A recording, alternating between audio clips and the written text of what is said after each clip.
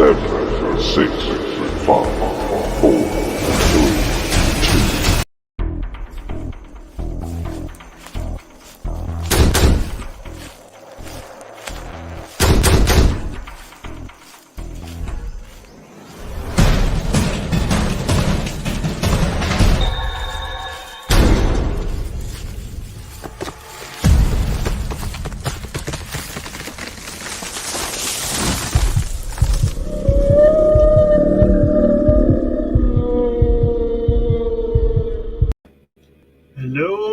Hello, my friends in Sasquatch Land. Once again, Tuesday night's here, and once again, Discover Sasquatch is in the studio. I just want to say a big Merry Christmas, Happy Holidays, Happy Hanukkah, any way you guys spent it, and a very Happy New Year to everybody. And I also want to say a big thank you for all the shout outs I got from people about me being sick. For you that didn't know, I was pretty sick for about a month now, and I am on the mend, and that's why we're back on here. We missed out on some shows. We got Mr. Kreider will be coming up. We rescheduled him, I think, for the 27th, around that time. I'll have to check it out. And then next week we have Mr. Todd Standing. And with the video that he just put out, my friend Boots on the Ground Barb suggested I watch it. And it's going to be a great show. So Mr. Todd Standing will be next week. And a big thank you to everybody. So tonight we have a very special guest. We have a guest that had an interaction in our home state of Connecticut.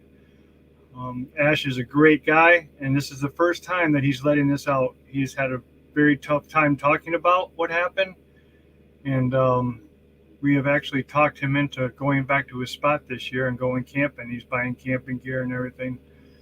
He's a great guy, and you guys will love the story. Remember, awareness is everything with us here at Discover Sasquatch.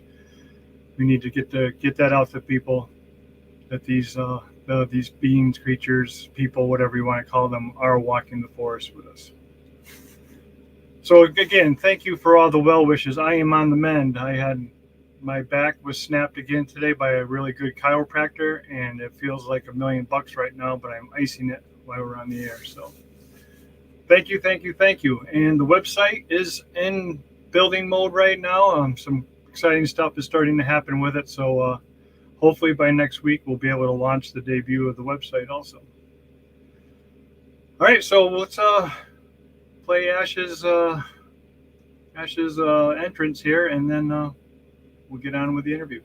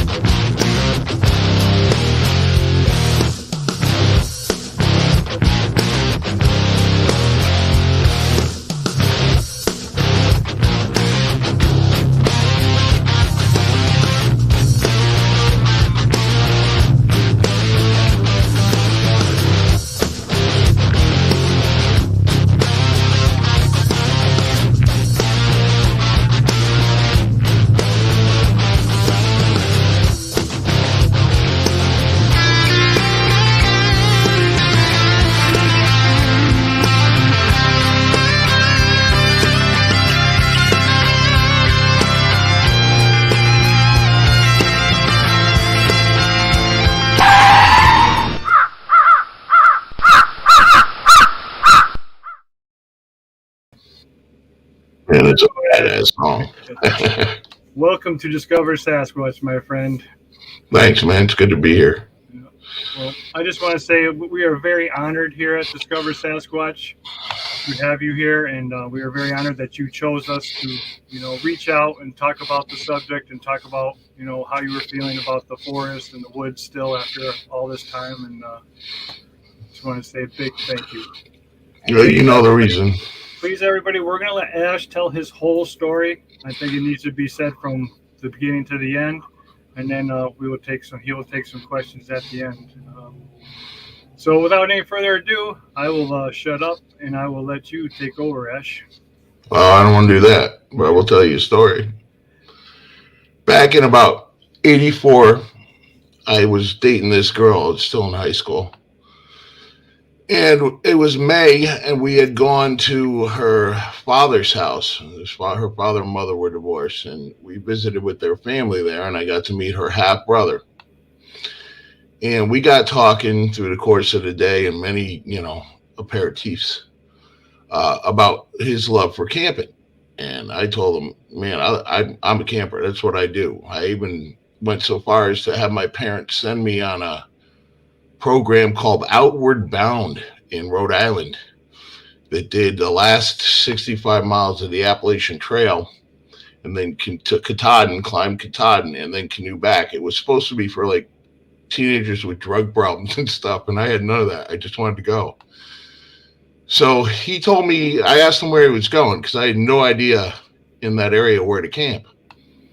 And he told me, and it's a little town up by where Chris lives, not very infamous or famous for much of anything, but it's a very specific spot that he told me to get to. There's about as few turns as you can get on directions to some place that's like 40 miles away from you, and still make it to exactly where you're supposed to be. The directions were follow route blankety till you get to the center of town, hang a left, go over the bridge, take your first left. On that road, you're going to see a small dirt road on the right. Take that right, and it's going to continue forward, but you take your first right, you'll see a bunch of debris there.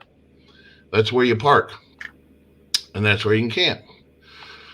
So I don't remember, it was a week after, because it was a week after or 2 weeks after was Memorial Day in May. And I talked her into going camping with me. I went out and bought a tent and sleeping bag and got a cooler for some food and stuff. And we went. We pulled up there, and we pulled to the little stone wall at the edge of where all the garbage was. It was like appliances and refrigerators and vacuum cleaners and all the usual stuff that people will dump on a desolate dirt road.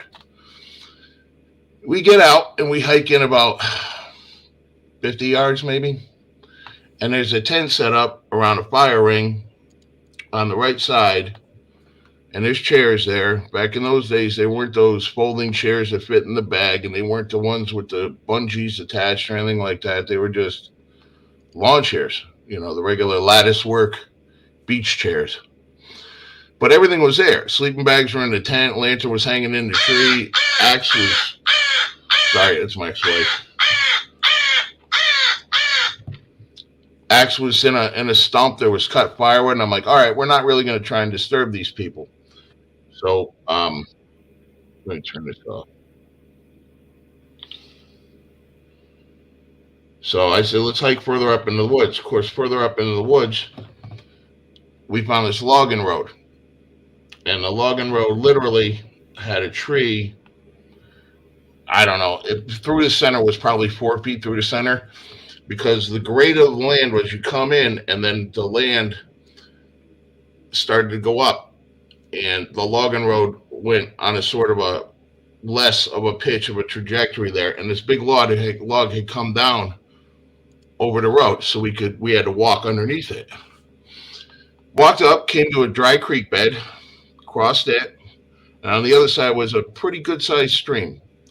And we camped there, and that was the first time we ever went camping there. Now the camp becomes important because that year 4th of July was on a Tuesday or a Wednesday, and I couldn't really go camping. But we bookended that year with Labor Day, going camping there on Labor Day, and all that shit was still there. It was just way deteriorated, just beat up. And I took note of it. We went camping, we did our thing, nothing unusual happened. And so it went for a few years. The camp completely disappeared. I went up there with a successively different, combinations of friends and stuff. And I would say probably 88, maybe 87. Went up there and nobody had a hatchet, nobody had a saw, nobody had an axe. I could break firewood over a tree. So I started breaking big logs over other trees to make firewood. And somebody else was doing the same thing way up on the ridge over there. So I stepped out where I could see up on the ridge, and I'm looking. I don't see anybody. There's nobody there. So I figured, okay, they're just over the crest. They're on the other side. And that happened many times. I bookended almost every year with camping there on Memorial Day and then Labor Day every single year. Sometimes when on the 4th of July, if I could work up some time off from work or if it fell on a Friday or a Monday, we'd go. But there was always, it seemed, something happening up on that in that area on that ridge. There was one time where it sounded like people were talking up there, and I just couldn't make out what they were saying. I heard a woman laughing and somebody talking, and you just can't make out what they're saying. And I'm like, geez, where the hell are these people? So I got my one of my friends who was on a trip with me. I was like, tomorrow morning, let's go up there and see if we can see where these people are at. So we went up there, and there's nothing there. There's nowhere to camp. Matter of fact, it's probably only maybe a ridge away from where the Appalachian Trail is, if that. Um, Never heard any screams up there or anything like that. There was one time in the mid 90s, early 90s maybe, where we had gone and I went with a friend of mine, this guy Michael. I don't want to say his last name. Uh, and it, and we had our girlfriends with us, and um, I woke up in the middle of the night having to use the bathroom. I had to go to the bathroom, and I woke up, unzipped my sleeping bag, and I heard somebody trying to be quiet walking around the camp. And I mean, just trying to be quiet. And I'd sit and listen and listen and listen. I'd hear a step. Listen and listen and listen. I'd hear another step. And then another. And my bladder's about to explode. I got to go. I'm a young man. This is not middle-aged prostate issues. This is, you're a young man. It wakes you up. You really got to go. I finally mustered up the courage when it sounded like it was at the far end of the camping area. Got out, went right to the back of the tent, looked at the ground, and did what I had to do. Got right back in the tent and did not sleep a wink the rest of the night. The next morning, I asked my friend Mike, I said, "Did you hear that last night?" He said, "Yeah, I heard somebody walking around." He said it was probably one of the people that own the property going up to go fish in one of the lakes up there. I don't think so. I don't know of any lake up there. I've hiked up there. So we passed it off. Now, all this stuff had been happening over the course of many, many years, bookending almost every single year. Memorial Day, Labor Day, Memorial Day, Labor Day, 4th of July weekend. And yeah, I knew what Bigfoot was, but it wasn't supposed to be in Connecticut, man. It's not supposed to be there. I knew absolutely zero about wood knocks. I knew zero about talking in the woods. I knew zero about coming into camp. I knew nothing about that, let alone the fact that they weren't supposed to be in Connecticut. It all culminated in 98. We had hiked everything in.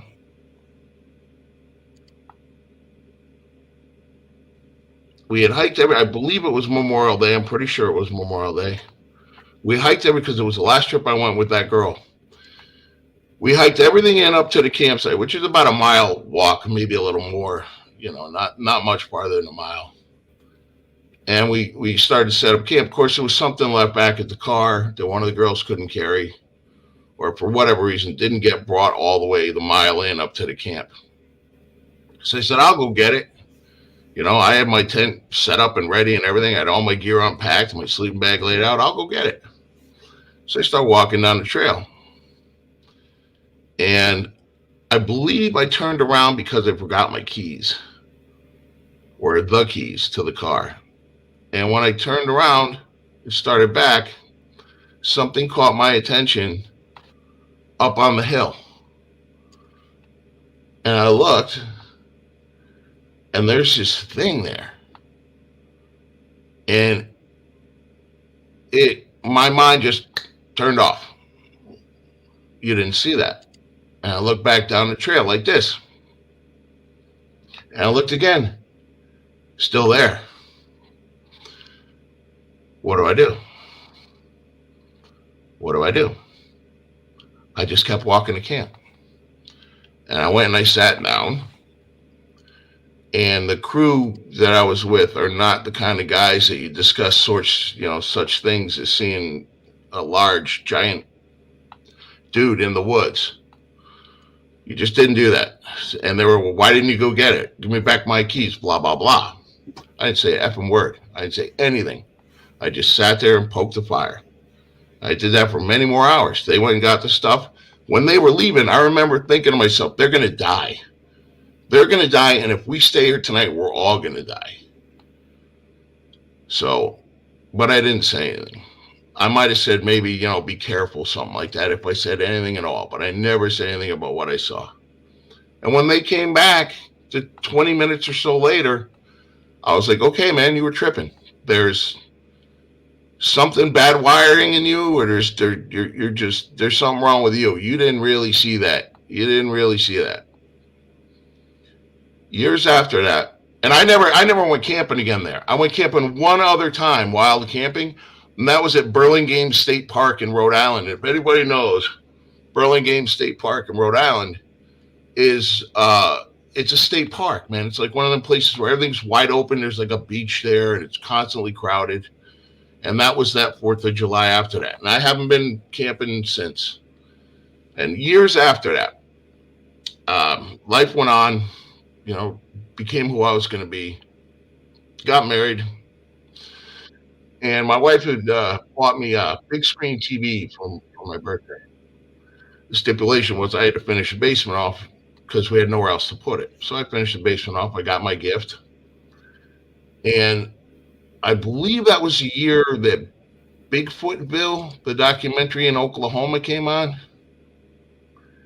And I was really intrigued. And I was like, they can be in Oklahoma. Maybe they could be in Connecticut too. And that year for Christmas, I had got her one of those Gateway computers. You remember that box that used to look like a cow? I financed the computer for her, and it was slick, man. It was. So now I got the internet, and I got a computer. What the hell am I going to look up? Let's look up Bigfoot. And I found the BFRO website, and I learned these things knock on trees. Hey, wait a minute. I've heard that. These things will have conversations in the woods with one another or at you. Who knows? I've heard that. These things will come into your camp at night when you're sleeping. Somebody was there. And it all kind of came rushing forward, and I had a cold chill and a cold realization. And also a sense of vindication. Man, you aren't crazy. You saw something there. So now, what do I do with this? Nothing. I did nothing about it. I tried to hide it. I repressed it. I did nothing about it. But I always had, from that point on, a very, very keen interest in Sasquatch, Bigfoot, wild man, whatever you want to call it. Very keen interest. Still wasn't internet savvy, but anytime something came on a Discovery Channel or History Channel or anything like that, I was all over it, man. And I used to have the BFRO tab saved as a favorite, and I would check it at least once a week to see if there's any more sightings. And I actually made a report to those guys and never heard a thing from them. Back in, I want to say 2004, maybe 3. My kid was an infant still. And never heard anything back from them. And that brings me to why I'm here now. With the advent of YouTube and the rise of podcasts and all that, there is a wealth of information online about this subject. I have learned a lot. I've learned a lot from Chris, watching his podcast and even just talking to him. For example, he thinks that the reason I saw what I saw was over the course of that, whatever that was, 15 years, 11 years, 12, whatever it was. Over the course of that period of time, the only constant of camping there at that spot, because nobody else knew where the hell it was, nobody that would hike up there without me showing them, was me. So he suggested maybe it was a blessing that they decided that, all right, you're cool enough. We'll show ourselves to you. Which you never did. Never wanted to see it. Didn't want to lose my happy place, but I did. So I saw Discover Sasquatch, and I found out where he's from, and I said, you know what? I was in the comment section. I said, I gotta let him know that I know a great place where if he wants to find something, you can find something. And I did. And he called me. And that's where we are today. Yep. Good conversation too. So yeah, I think that repetition with these guys is key. I mean, you were there, and it sounded to me by the way you told your story that you're the only one that was showing interest in what they were doing. All your other buddies didn't even want to pay attention to it, but you paid attention. Oh, I still am to this day pretty tuned in to what's going on around me. I found that the easiest way to avoid maiming and serious injury is to be situationally aware pretty much at all times. So whenever you hear something that shouldn't really be where you hear it, you should pay attention to that. If you see something that's blatantly out of place, you should pay attention to that. I never saw stick structures or anything like that. Did you, oh, no, I lost my train of thought. Sorry, man. Did things progress year after year with them knocking on trees or them coming into camp? I say coming into camp is a biggie, but over the years, did things just progress? Yeah, I would say they did, but it was never, there was never any urgency to it. There was never any, I made mental note of it. That's how I remember it. And that's when I finally started hearing that these are things that these beings do, that's when everything came flooding back and saying, holy crap, that's what this is. But yeah, it was progressively, I'd say it was at least 80, at the soonest 86 or 7. It might have been 87 when the first time that I heard a wood knock was. But after that, plenty of times. Never got rocks thrown. Right. But you were the only constant. You were the only constant over all those years. You were the only one that kept on coming back. And I just wanted to make a point of that to the audience and all my friends out there that these guys love repetition. The more you're there, the more they see you, the closer they're going to get to you. How big was this guy? How big was your Sasquatch? Big. The best way to describe it is you have little children. I had a little child. When she was about 6 or 7 years old, to me, who's 6 foot, every bit of 250, that I was to it the way she is or was to me. I just felt as minuscule as a guy that really thought he was a tough guy could feel. It was a nasty, horrible. It was my mind completely checked out. And the mouth on this thing, man, had to go from there to there. The only way the image that flashed in my mind when it first started coming back to me, those stupid monkeys that bang the cymbal together and they laugh and they got that mouth that's pretty much half of their face, like that. Did he grin at you? Was he grinning? He had his 2 front teeth on his top lip and his eyebrows raised like this the first time I saw him. And I looked away. And when I looked back, it was just like a placid look, like with his mouth closed. And his lips were black. Black lips. Was he covered in hair or did he have spots of no hair? The face was sort of like a chimp. No real mustache and goatee and beard, kind of. But the skin was it is a natural gray. You know what I mean by that? When you look at a tree in the winter, depending on what light you're looking at it, it could be gray, it could be brown, it could be black if it's dark. It was a natural gray color, and its skin was a dark gray color. Not black, just sort of like wet granite. So you've obviously seen a Sasquatch. There's no ifs, ands, or buts about it. And there's many reports that come from that area up there. There's many reports. So Yeah, you know where it is. Nobody yeah, else does. I mean, right. I had no idea about that. Right. No. I Yeah, you didn't know things were banging on trees. It was, an 8 foot, 320 pound person sitting there knocking on wood in Connecticut, man. in Connecticut. I You never know, thought they were in Connecticut either. And then I started looking, and they're here for sure. there's some wild places there, and this is one of them. I mean, I would have never in my wildest ever dreams So, come what on. made you decide to just turn around and walk to camp? Well, what woke you up at that moment? My mind just said, "You're tripping. You're done. Something's wrong with you. You're bad. There's no this reality is gone. There's nothing." It never even entered my mind that if I turn my back and keep walking to camp, it could come after me and get me because it didn't exist. Because I didn't really just see what I saw. That's nothing's bigger than you, man. Nothing can take you down. Just go. Just go. Don't say nothing to nobody. You got to sit there and do an internal diagnostic. Did my girlfriend put something in my beer? Seriously, I'm. Did somehow did I get stung by something? I mean, are you in your right head? Right. I'm thinking, are you all there right now, man?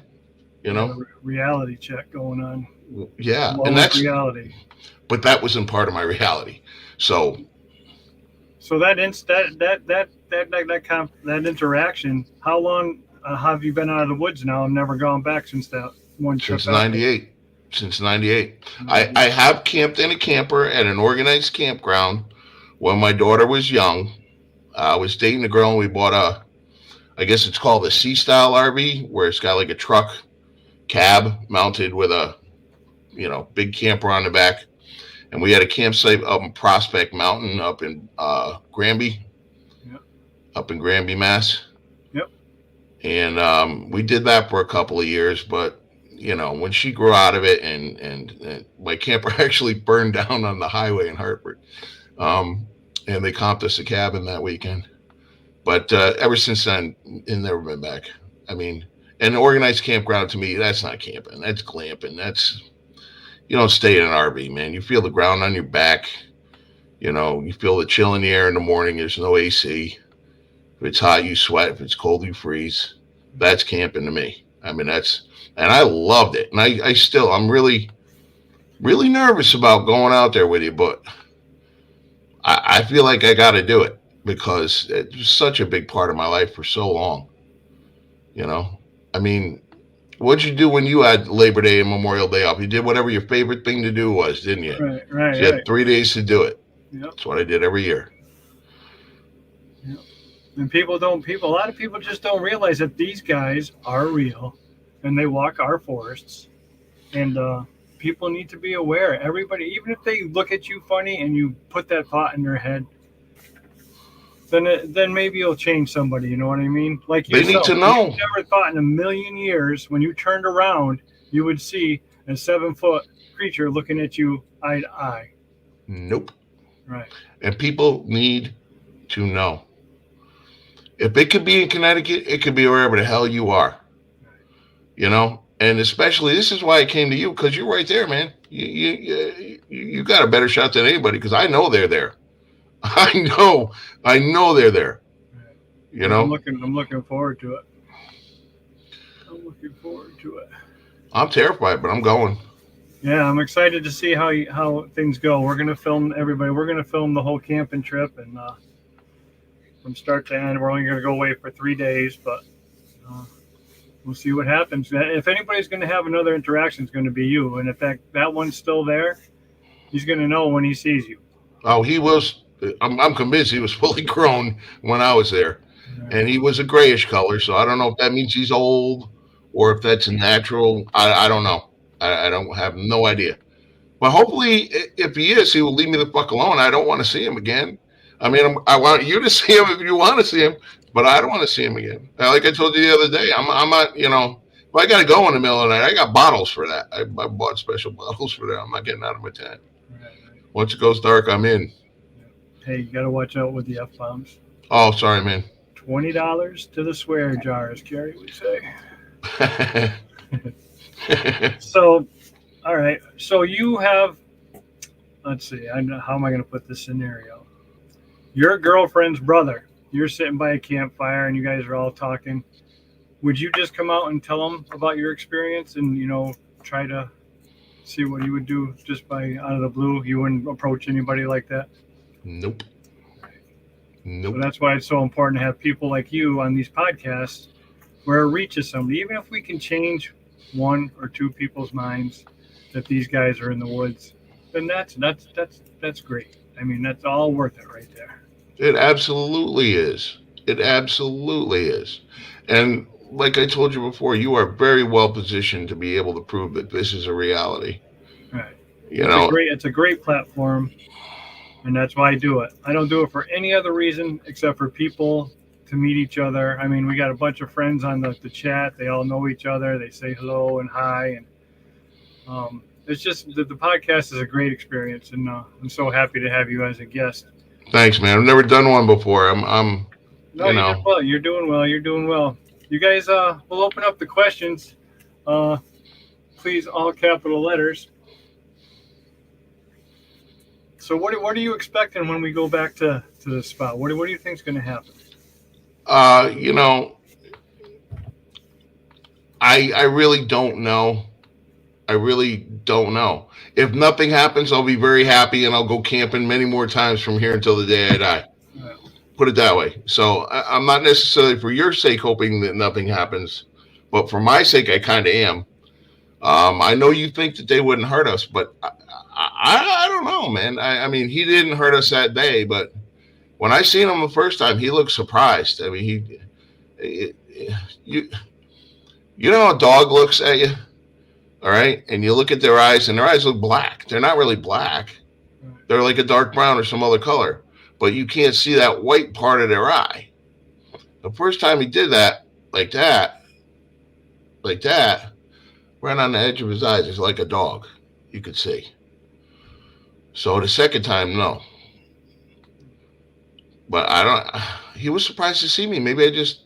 But you said though, maybe because I was the only common denominator every time I had gone there. Maybe they decided to show themselves to me. yeah, that's what I think for sure.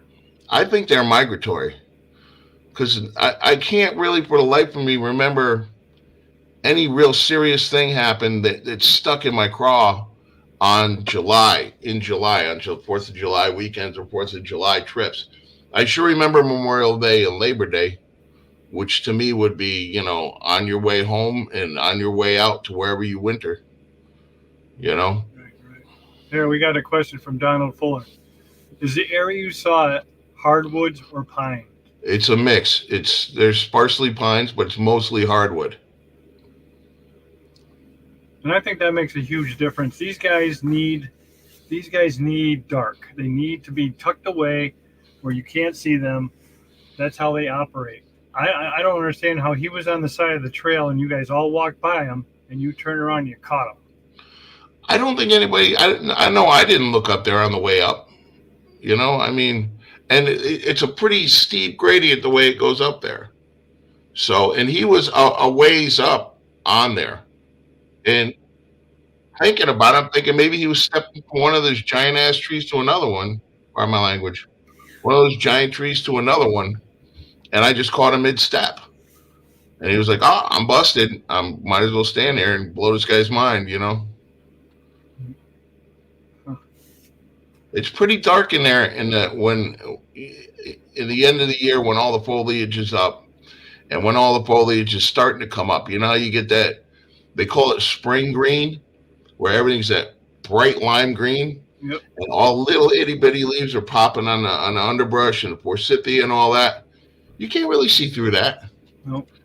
Not far, not in the deep forest. Here we got another question for you from BF Bud. Is there caves or a lake or a river in that area? There's a very, very nice stream that runs through there. There's also a dry riverbed that I can only imagine only runs when that particular stream can't handle the runoff from the mountains. Caves, I didn't really see any caves. We did go hiking that ridge a couple of times actually. And we found a big outcropping of I guess granite or basalt, and just a big, like maybe 15-foot high face, a little bit of an overhang, but something that size wouldn't have been able to use that for anything other than sitting on top of. Did you ever find things out of place at the campsite, or like a stone left for you, or anything like that that was out of place? Well, with the amount of people that usually went with us, how would you tell? You Right. know, you wouldn't be. I mean, I did one time. Now this is odd, and this is before I ever heard any wood knock or anything else. I bought one of those Oscar Mayer pound of bacons, and I put it in the top of my pack because I knew I didn't want. As soon as we got there, I wanted to take that out, put it in the cooler with the cooler packs. You know, and I didn't the first night, and I remembered it the second night, and I went, and it wasn't there. I remember removing it to pull my tent. I took my tent out, and then of course my sleeping bag was under my tent, my tarp, and my clothes.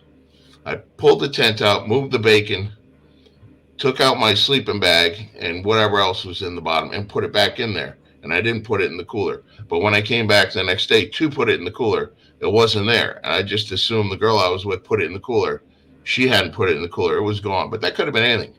Right. It could have been just about anything. Everything loves bacon, but you Yeah. never know. What years and years after one thing after the other, and then it all led up to the grand finale. Mm. Even pigs will eat bacon. Here's this comment. We got a little comment from Blue Eyed Northern for you. Thank you, Ash, for sharing. You are not alone. Thanks, man. It's not an easy thing to do. Yeah. And it's not the most exciting set the world on fire thing. It was just more of a revelation. It was a sighting and a revelation, a group of revelations around it that led me to tell it. So, did you think that they were going to come and wreck that camp that night after you seen it? Did you I was think? 100%. Well, first of all, I drank a lot of beer back then, and I drank myself to the point where I was just snoring at about 9 o'clock at night and woke up with a water balloon full of acid for a head in the morning. But I was convinced when I first saw him, we were all going to die. And the first ones to die were going to be the guys going down to get the cooler or whatever the hell it was that we left at the car. I was convinced. And that camp, that abandoned camp, that never even occurred to me until years after I started thinking about the wood knocking and the voices that I heard and all that. Years later, it occurred to me, that camp had everything in it. Why else would those people have abandoned it? I'm glad we didn't camp right there. You know, Right. Yeah, they were definitely chased out of there. you had to be, or freaked out to the point where they left, or saw Right. something and decided it was, discretion was the better part. Yeah, again, everybody, this is an IMO show. It's all in my opinion. I do not know what these guys do or how they do it. I just base my opinions over evidence we've collected over the years. And from Brenda Nix, have you seen any Bigfoots since then? Oh, she's sly. I am convinced that I saw one at a power line cut. I live in way upstate New York now. And I was driving by a power line cut one day, and I looked, and there was, those big contractor bags, those big giant contractor leaf bags. There was one standing down by one of the legs of those big power pylon things that they have. I'm like, that is the biggest garbage bag I've ever seen in my life. And I drove by, and I went to look again on the way back, and it was gone.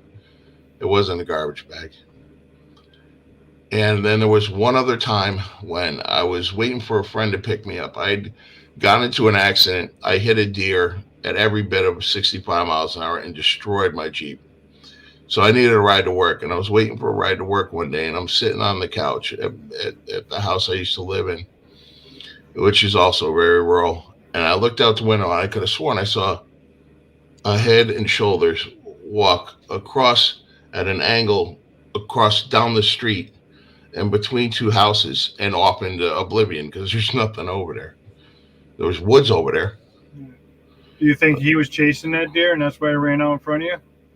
No. This I only mentioned that to say why I needed a ride to work so early in the morning. And it was, it was like that dusky dawn, kind of like 5:30 in the morning, where the sun's just trying to come up. So I'm just the wrecking the deer was that was just deer whistles don't work. That's all that was. Let's see what we got. It's funny because the lady at the DMV, I gave her the license plate that was left because it destroyed the front of the car. She goes, "Where's the other plate?" I said, "It's in the rib cage of a doe out on 209. If you want it, you get it." So you got another question for you here. Boots on the ground with Barb asks, do you think once you see one, you will see another one? No idea, but I hope not. I really hope not. Not the way I saw that one. Nope. But did it show any aggression towards you? No, none whatsoever. None. It was completely benign. It was Just seeing no. something you were taught that didn't exist. Well, I wasn't even. Nobody even thought enough of the subject to teach me one way or the other on it. I just was aware of it, and it was intriguing, but in the same way that human spontaneous human combustion is, or UFOs, or Loch Ness monster, any of that stuff. In that same way, it was intriguing to me, but it wasn't something that I would ever have thought would happen to me in a millennium, a billion years, a trillion years. So what do you want to get from us going back to camping? What's your main goal of us going and facing your fear there and going camping that spot? Well, there's a couple of reasons. First reason is I want you to know where that is. I want you to know where that is, because if you keep going there and you keep looking, you will find it. Okay. That's the first reason. The second reason is equally as important, but selfishly more important to me. I want to be able to go camping again and enjoy it. And at my age and with my circle of friends, it's going to be solo camping. So I want my confidence in the woods back. That's what I want more than anything else. I also want you to know where this is, exactly where this is. Right. Yeah, I'm excited. I'm excited for it. I have to go and do a couple hikes beforehand and check out the area and everything. If you want, I will come up and take a Monday off because I work 6 days a week. I will take a Monday off and I will show you exactly where it is, and we can hike right to the site with Nice. no packs. And that way it'll give me a good idea how much training I have to do to actually make it with a 40 or 50 pound pack on. You'll make it. You'll make it. You'll make it. I hope. So, well, what do you got to tell to everybody, Ash? What's the final deal? What would you want to tell everybody that's listening tonight? Well, if you got something to get off your chest, get it off your chest. It feels good. It reaffirms your sanity, and it helps, especially when it's as weird as being in Connecticut. It'll help forward knowledge that will help people stay safe and be aware in the woods. Even if these things won't attack you, I'm sure it's the same way as with a bear or a cougar. If you're out west, the cougar has seen you when you're hiking. It just didn't want to kill you. I mean, if you want to cross a bear, it's 9.9 out of 10 times that thing is going to run like its butt is on fire and its head is catching. But it's that 0.1%. You're a meal. So, but you're aware of that. You know that. You know bears are out there. You know cougars are out there. You know bobcats are out there. You know all these predators. You know snakes are out there. You're always looking for snakes. You know ticks are out there that are going to give you Lyme disease. You know all these things are out there. But you bet you didn't know this is out there. I know it's out there. That's funny. I was just talking to the chiropractor about that today. I said, I've been hiking these woods around here for 7 years. I've never seen a bear. I've never seen a cougar. I've never seen a bobcat. I see all this stuff in my backyard when it comes out of the woods. But hiking, I've never seen any of it in the woods. I found deer carcass. I found a deer skeleton. I've never found any other skeletons. But they've seen you. Right. Well, you build a relationship up with them, and I think that's important. And I'm glad that you came on the show and do that. They they see you were the one factor that was there year after year. So, It was the only consistent thing about camping there, and I am 100% positive that I am the only one that knew how to get. Or the people I took there could probably have gotten there, but without the motivation of knowing I wasn't going to go party anywhere else on the weekend with them, they were going to come with me, or I was going alone. But either way, I'm going. To the point where, in the middle, probably 87, 88, 90s, or 80s, I had this one friend, Kurt, who used to come up there with me. And him and his best friend, Pat, would come with their two girlfriends who were sisters. And I had my girlfriend, obviously. And those guys carried machetes. And Kurt was like the ultimate storyteller. This guy he could tell you the sky was falling. By the end of the story, you'd believe him, you know. And he was hacking away on this pine tree with the machete the whole time he's telling the story, hitting the pine tree. I said, don't cut that thing all the way around. It'll die. He's like, what do you know? You don't know nothing. I'm not hurting the tree. Sure as hell. The next spring when we went camping there again, that pine tree was all the way dead, you know. But who would know that? It ended up being firewood over the years, but, you know. Right. Repetition. Yeah. Yeah. All right. Anybody else got any more questions? We'll let Ash go along with his night. I want to thank you very much for being on the show and letting it out, and letting people know that I'm not the only one that sees these things in Connecticut. So you're helping me out too. Thanks, man. And like I told you before, I'm not selling nothing. I'm not promoting nothing.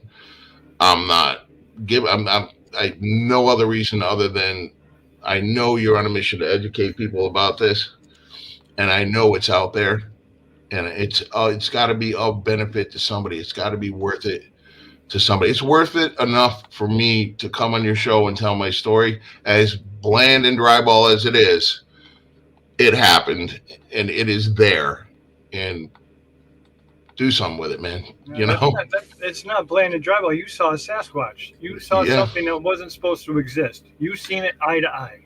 Yeah. Yep. It's not bland. It's not nothing. There was an 8-foot something looking at you, and that doesn't happen every day. That doesn't happen when you go and get your coffee in the morning.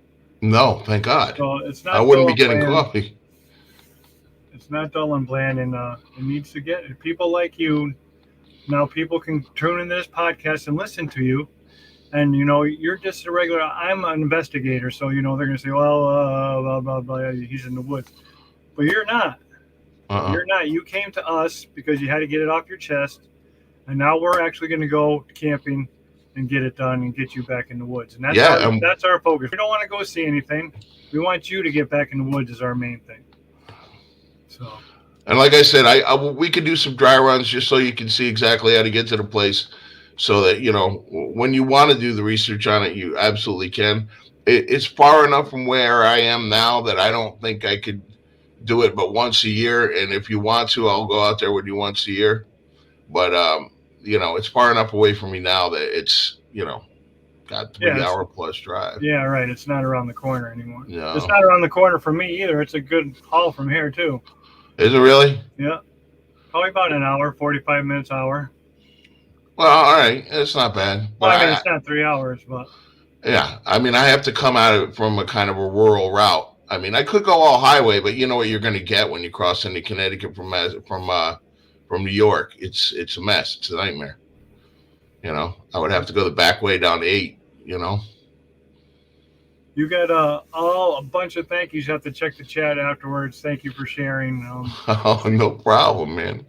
No problem. I'm glad I did it. I'm glad I got it off my chest. It's out there now. Do something good with it, man. Yeah, definitely check out the comments afterwards. There's a ton of them, and they're all nice. And I want to say a big thank you, and I am looking forward to our trip. Yeah, man. And I'm going to let you go and get on with your night. So thank you very much. I'll see you backstage. All right, brother. Good night, everybody. All right. So we're back in the swing here at Discover Sasquatch. Next week, Todd Standing. He's going to be on the show. Very excited, especially after the video that he just posted. And we will continue on down the line. I want to thank you all for coming back tonight and being kind words to Ash. It really means a lot. Means a lot to us at Discover Sasquatch to help people like Ash and get them back in the woods. And speaking of that, as Larry would say, get in the woods, people.